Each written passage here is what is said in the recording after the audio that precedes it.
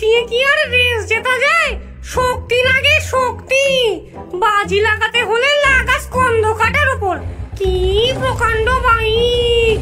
আর দেখ কি গায়ের জোর! এক ধাক্কায় সবকটাকে উড়িয়ে দেবে। তোরা কিছুই বুঝিস না। আসল খেলোয়াড় হলো নোলক ডাইনি। বয়স হয়েছে বটে, কিন্তু বুদ্ধিতে সবার কান কাটবে। দেখিস ওই জিতবে। এই সব কিছুর সাক্ষী এক মানব সন্তান, অসীম সাহসী হাবু।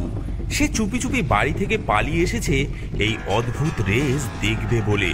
আম গাছের সবচেয়ে উঁচু ডালে ঘন পাতার আড়ালে লুকিয়ে সে বসে আছে।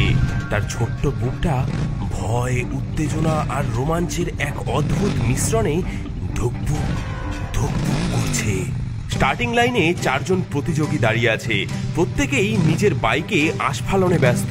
সবার সামনে নোলক ডাইনি। তার ঝাঁটা এক্সপ্রেসের ইঞ্জিন থেকে ভটর ভটর করে শব্দের সাথে ধোঁয়া বেরোচ্ছে। তার ঠিক পাশেই স্কন্ধ কাটা। তার কঙ্কাল কিংয়ের উপর বসে এমন ভাবে বুক ফোলাচ্ছে যেন সে এখনই জিতে গেছে।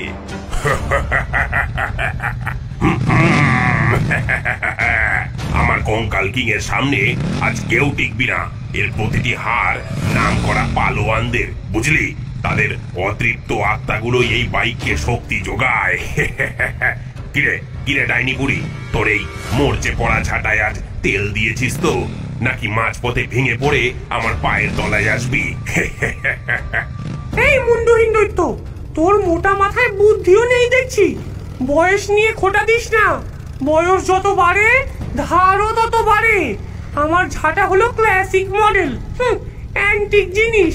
এর কদর তুই কি বুঝবি? আমার ঝাঁটা চলে মন্ত্রের জোরে আর স্টাইলের ঠেলায়। তোর মতো হাড় জিরজিরে খটখটে গাড়ির মতো শুধু আওয়াজই সার না। তাদের ঝগড়ার মাঝেই তৃতীয় প্রতিযোগী মেছো ভূত, সঙ্গে তার ইলিশ রকেট। আমার ইলিশ রকেটের কাছ থেকে একটু দূরে থাকিস সবাই। আজকের মাছটা একেবারে পদ্মায় টাটকা ইলিশ। যা গন্ধ না, তোদের মাথা ঘুরে পড়লে আমি কিন্তু কিছু বলতে পারবো না। সব শেষে ছিল সুন্দরী পেতনি। সে কোনো তর্কে গেল না। তার লতা পাতা আর শিকড় দিয়ে তৈরি ফিস ফিস ফ্লাইয়ার থেকে কোনো শব্দই আসছে না।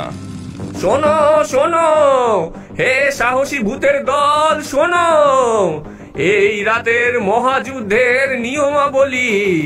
পথ আগের মতোই, এই বটতলা থেকে বাঁশবাগান, তারপর ধূর্ত দৈত্যদের মাঠ পেরিয়ে শ্মশানের শর্টকাট ধরে গুঞ্জন গুহা পার হয়ে নরবরে কাঠের সাঁকো পেরিয়ে ভাঙা জমিদার বাড়ি।